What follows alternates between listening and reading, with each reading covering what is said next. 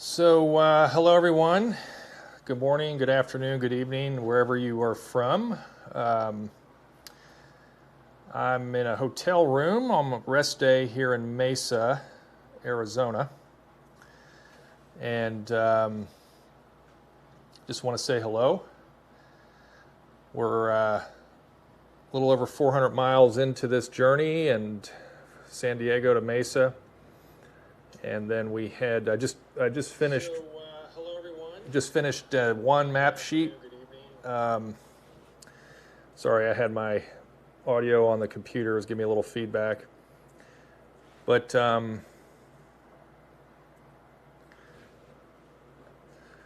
anyway, so just finished one map sheet through Tempe, and so 6 to go. So the Adventure Cycling Association has 7 map sheets for this ride across America.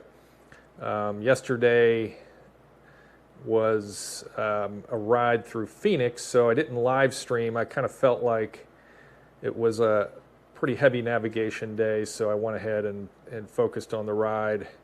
It was a lot of, as I said, I think I posted to Facebook, it was a lot of, call it army riding, left, right, left kind of riding, and had to navigate pretty heavily through Phoenix to get to Mesa. So welcome, Greg. Glad you could join us here today. I'm solo today. I'm kind of doing my own moderation because I'm sitting here in the hotel room. I know it's not the greatest light, so I apologize for that, but it's kind of the way things are on the road in the moving studio. So, but you didn't come to look at me. You came to kind of, hopefully, as part of this journey, just kind of listen to what's going on, get a good update, and then as we talk about the next phase. But before we do, let's take care of a little business. We're just under $13,000 donation. We've finished kind of just, like I said, the first map sheet of the 3,200 miles, so just over 400 miles. So we got about 2,800 miles to go, about 2 months, and finished. I think we're about, well, what's today? The 12th, so 12 days into this journey. Had an interview with NBC Phoenix yesterday morning. You should be able to find that online. It's a pretty good interview. It was, again, just helps support the cause, so thanks to them. It was a great opportunity to connect with them online, or actually they had one person in there in person doing the camera work, and then they put it together. So his name was Rich. He's a good guy. So invite you to go find that on NBC Phoenix. There's a little piece about the ride. So again, just under 13,000. You can find how to participate, how to donate on this Twitch site. I've also added on YouTube. I didn't realize I hadn't done this until now, until my mom told me. But we have the link for donation on the YouTube side as well. So you go to the about page there, and click to donate here, and that'll take you direct to the donation site. So we welcome your participation there. Thanks to everyone who've donated so far. Your generosity is amazing, and we really do appreciate that. So let's kind of zoom in a little on the map. I am going to crowdsource this a little bit. So I kind of zoom into Mesa.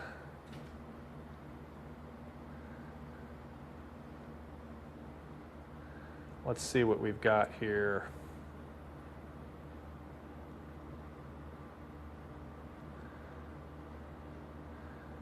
And forgive me, the hotel internet's not the greatest, and we're working through a virtual machine layer, so that adds to the delay. But you can kind of get the idea. So I move the cursor around. I'm here in Mesa. I have 3 choices, 3 bad choices, I guess. And so I'm trying to make the best. Edge joining from St. Augustine. I'm assuming Bike Week's over if he's dialing in from St. Augustine. I hope you enjoy Bike Week, Ed. So let me kind of move this over so maybe it's not quite so close to the picture in picture. Forgive me, I'm trying to be delicate with the page here. But I'm circling Globe, it's right here. And that's where I need to go from Mesa. So I have 3 bad options. The published route goes from Mesa and it goes all the way up here and it climbs probably a total of about 8,000 to 10,000 feet between the ups and downs, and then it comes back down. I'm sure it's a very beautiful ride, but it is very remote, and the local knowledge tells me that it's super windy up there this time of year, not to mention that there's, once you get past what they call Usury Pass, there's really no camping. They call it distributed camping. So what that means is you just camp on the side of the road, and then you're kind of on your own for water sources. And you can see it's kind of deserty up there. That'd be a lot of climbing. That would probably be about a 3-day trip just to get up and back down. So I'd have to cart all the water, and that would just be less than ideal. The other one, which was kind of appealing to me, but is less appealing now because it would go from Apache Junction here through Tortilla Flat to Roosevelt. The challenge is that Tortilla Flat to Roosevelt was a victim of a landslide in 2019 as a result of forest fires and subsequent remnants of a hurricane or tropical storm. And so there are boulders blocking that road, and the road is closed. And so I would either have to Sherpa the bike and then Sherpa the trailer or parts of the trailer up and over boulders, and that's less than optimal. The third bad option, which is probably the least bad option, is it's actually 61 miles shorter to get to Globe. But the problem is it's a very heavily trafficked road with kind of unpredictable shoulders there, so you're kind of dodging bullets the whole way. The good news is right here in Superior, I have a Warm Showers host who is generously offered a room there. So for those of you who don't know,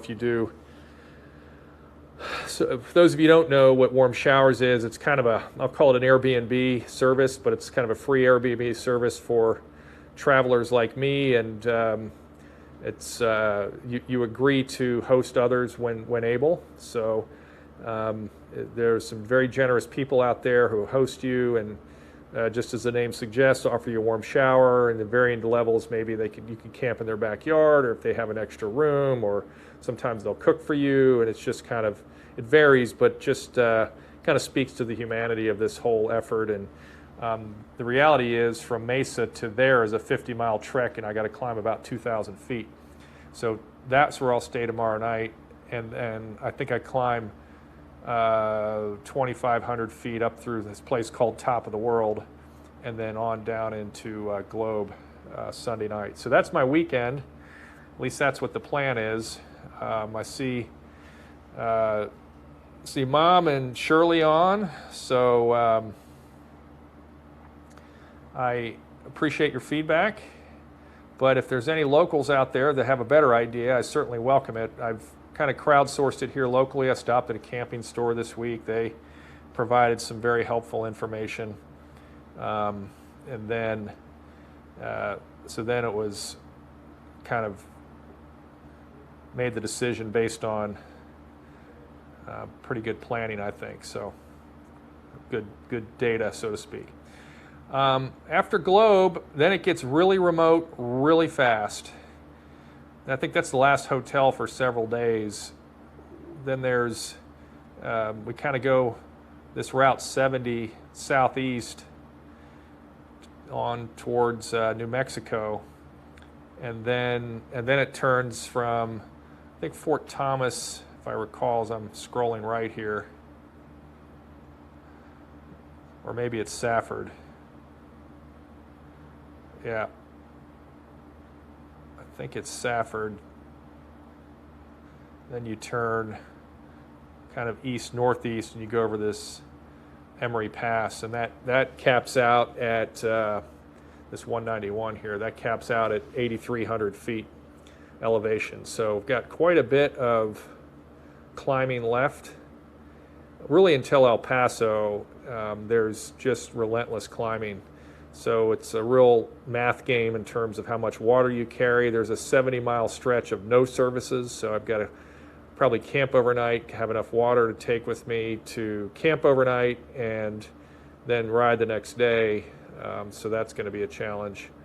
And then up and over Emery Pass, and then once you come down out of Emery Pass, then it's into Duncan, then onward to El Paso. Something I didn't realize is El Paso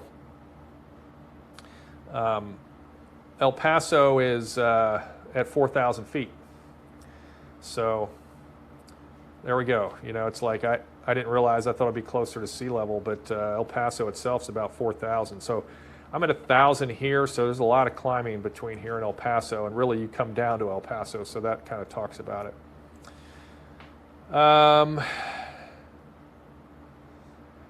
Yeah, I've got the lighting in the background there. Thanks for that. I guess we do have a moderator in the back, so that's good. Like I said, I was playing with the lighting. I'm in a hotel. Do the best you can. I know I've got professional photographers like Rich Frazier who's watching and probably cringing as he watches this, but it's all part of the behind-the-scenes stuff, right? Kind of you get a glimpse into behind the scenes. I talked earlier this week about kind of how you feel on these rides. I had a really high earlier in the week, and I kind of cautioned myself, and as a word of caution to everyone else who attempts these things, you don't want to get suckered into this feeling high on the good days, because you have the other days that kind of come after that. And so yesterday was kind of one of those days. It was a lot of navigating, a lot of thinking involved while I was riding, a lot of not out and backs, but just zigzagging, and that can be very exhausting, and it can be kind of frustrating. A lot of stop and go, stop and go, stop and go, and it was urban type of riding. And then of course today is a rest day, and then you kind of feel your body starts to feel fatigued as it's trying to repair itself after you've been exerting it for several days in a row, and so you kind of ride the wave up and down as you go. So today's one of those days. I'm just a little tired, but just kind of recovering, making sure I eat healthy, and so I can keep going. Good. So that's kind of where we are. We're excited to be on this journey. As I said, we had news media yesterday. I think the next opportunity for news media will be in the vicinity of El Paso. So we'll look forward to that. It's been in constant contact with the Wounded Warrior Project. They've just been amazing in terms of organizing the media, and delighted to help them throughout this journey as we talk about this cause. We've had tremendous feedback from veterans. As I said, I've connected with countless veterans along the way. They've been just really, really. I had a gentleman yesterday just stop me at the convenience store. I was getting refuel, and thanked me, and so I thanked him, and it was just one of those moments that you're very appreciative of people. You're appreciative of their heart, and so that it's just encouraging. Been thankful for the encouraging text messages that I've been getting from people. Really appreciate that. If you know someone who might be interested in this, I would invite you to share the links with them so that they can join this journey. If you've enjoyed it, I'd appreciate it if you would find someone and share it with them. I'm happy to share my journey with anyone who wants to ride along.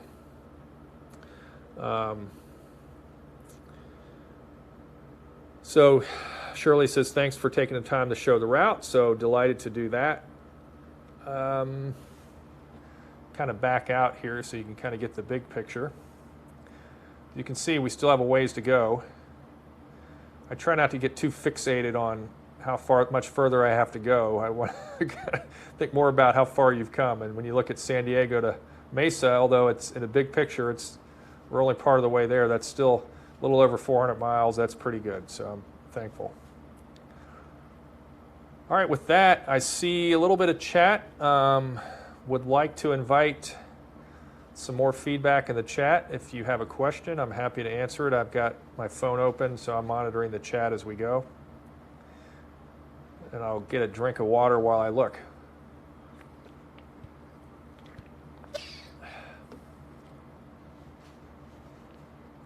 If anybody has any spare time and wants to come out and join me for the ride, you're more than welcome to do it. I would love to have the company.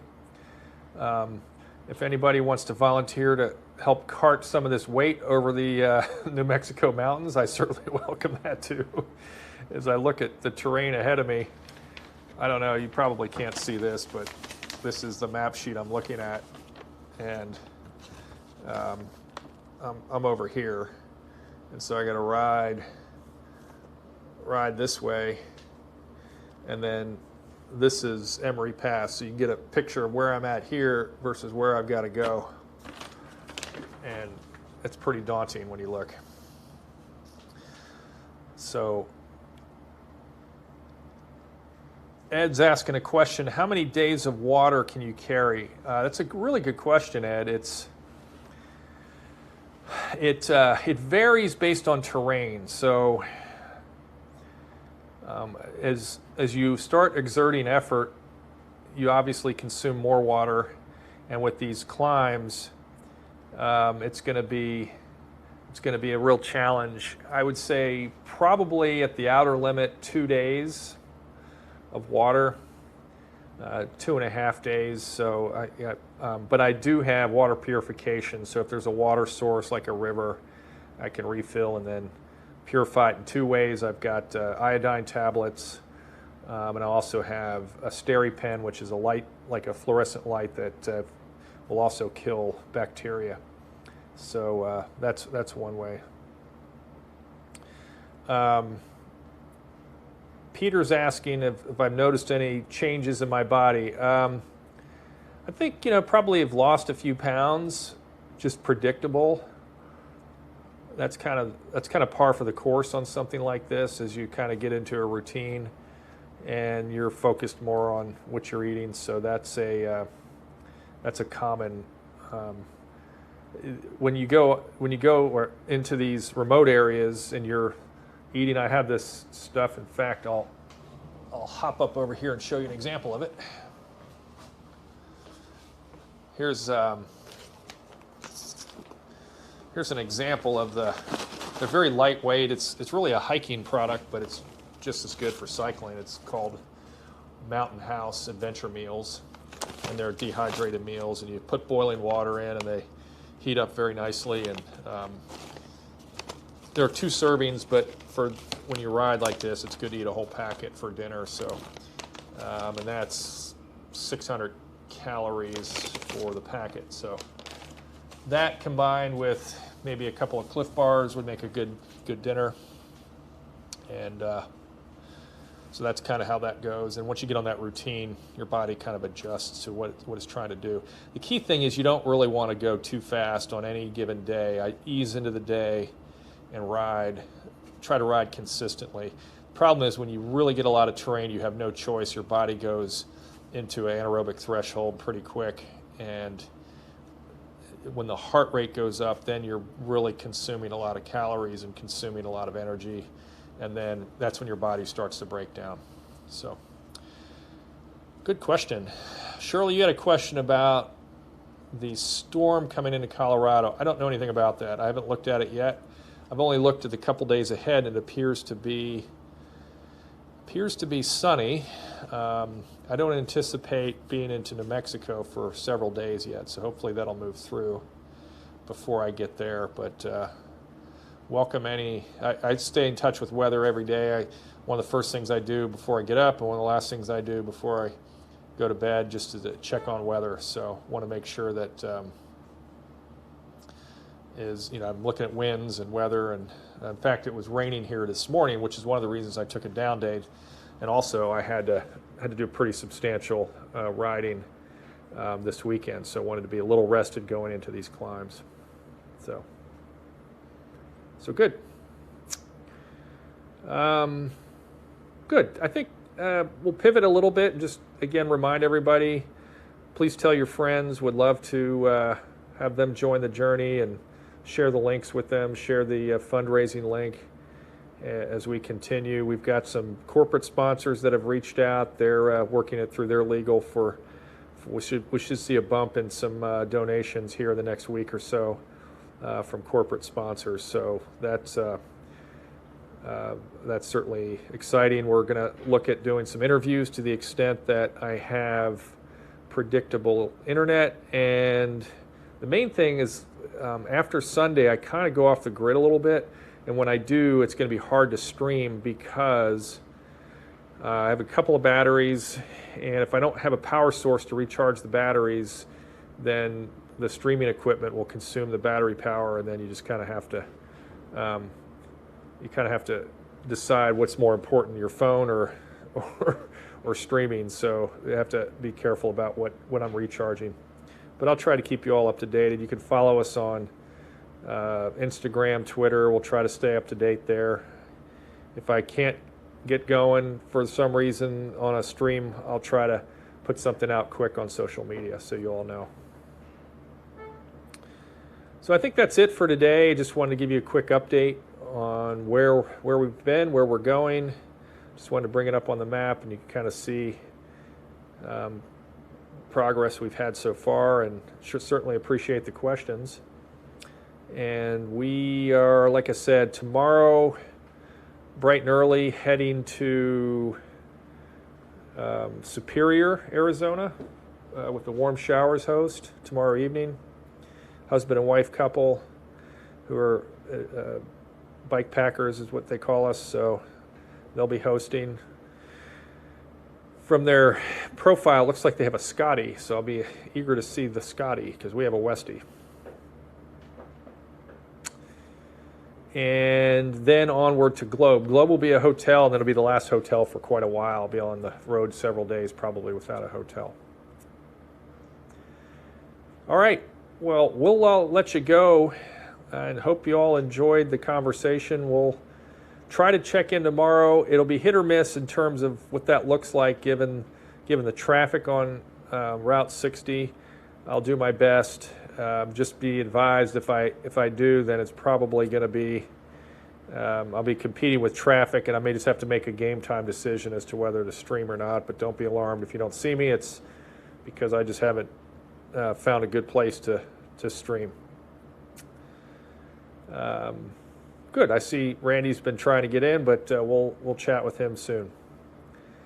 All right, everyone. We'll touch base with you tomorrow. If not, maybe the next day. Or what I'll try to do is, if I can't stream from the road one of the days this weekend, I'll try to do a quick update like this, just kind of roadside or after hours, so you can kind of get a quick snapshot of what's going on. But other than that, thanks for your time today. We'll touch base soon, and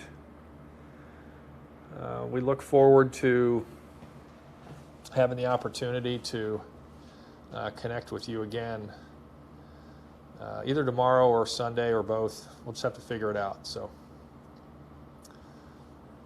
you all have a great weekend. If I don't talk to you before Monday, but have a good one, and we'll talk again soon.